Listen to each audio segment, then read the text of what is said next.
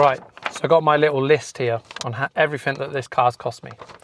So I picked the car up in February 2025 from a dealership in Bristol. Nice guy,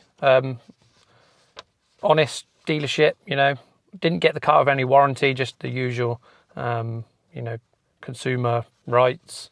I guess it's a little bit better than a private sale, because if there was anything massively wrong with the car, like it wasn't as advertised, then you are within your rights to take the car back. So paid £6,500 for the car, and then tax £195, so a year's tax. Insurance £300. Then driving home from Bristol, I noticed that the drive shaft was jittering. I didn't know it was the drive shaft. As I was driving home on the motorway hitting 70 mile an hour, it was shaking, steering wheel was shaking. Found out online that the drive shaft, I think it's the near side one, the longer one, the inner part of the CV goes and causes play. So I replaced that. That cost me 150 quid myself. So that was the parts ordered through Autodoc, and again, I changed that myself. So that was £150. While I was looking at the suspension parts and had some of the suspension taken apart, I thought it'd be a good idea to change the lower control arms. So we got new bushes there. That cost me £95 for both. 2 wheel bearings, £40 each. 2 rear wheel bearings. Brake pads, £40. Brake shield, because the shield behind the disc was completely corroded. That was £20. Brake disc, Brembo front brake discs, just the original ones, you know, not upgraded ones, you know, vented and grooved ones. They were £180 for front and rear. And then the dashboard, which I'll try and show you. See this dashboard, this black dashboard? So this is off of a competition, I think. Competition dashboard. That cost £85 off of eBay. The reason I changed that is because the original one was this horrible red colour, and it absolutely looked hideous. Real gloss red, something like cheap looking off of a Fiat 500. So that had to go. That was £85.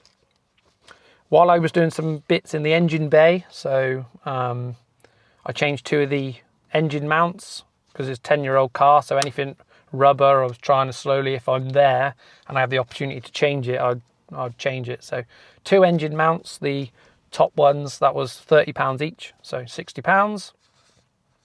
Then I got miscellaneous, so things like I got a new key fob, bolts, etc. That was £80. And then a big one, but then all cars need this. The rear tyres were quite cracked and perished, so I changed all 4 tyres for matching Pilot Sport 3, and that was £400.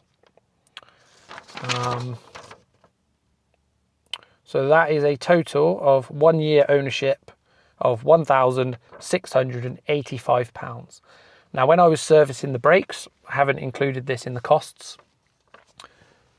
So I haven't included this in the costs, but the brake lines going to the calipers were completely seized, trying to get the nut off between the brake hose and the hard line.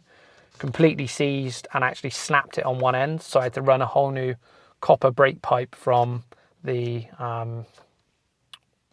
ABS pump over to the driver's side wheel arch, and that was a pain in the bum. So I had to buy a specialist tool to flare the nut on that, and I think that was another like 80 quid. So we're about 1,700 and something pounds, and that is doing the entire, you know, work myself. So going into 2026, I have done most of the maintenance that's required mechanically. We are going to be due probably a service at about 80 quid, because the oil costs more for some reason. It's like a specialist oil you need. And then tax, probably a little bit more. Maybe it's gone up slightly. I think I've paid £195 the other day for a full year. And then my insurance actually went down. So my insurance went down to £220, which is quite a good deal actually. So yeah, I got the service, £80 probably coming up. I do need to do that pretty soon. And then we are going to be looking at probably about £400, £500 for a cam bout change, because I can't do that myself, just because I don't know how. And that is needed every 6 years, or I think up to 72,000 miles. So this currently is on about 55,000 miles, but it's probably gone over the amount of years, because I can't see it in the service book. So if obviously the cam bout goes on this, then it can be catastrophic, because it's an interference engine. But other than that, I did have a few issues with the gear linkages, so it was very stiff between gears. Just had to change some bushes on that in the engine bay. Not really a big deal. That didn't cost anything, probably about £10. So other than that, that is all that's gone wrong, or I've had to pay out on a Fiat 595 in 1 year of ownership, which pretty good.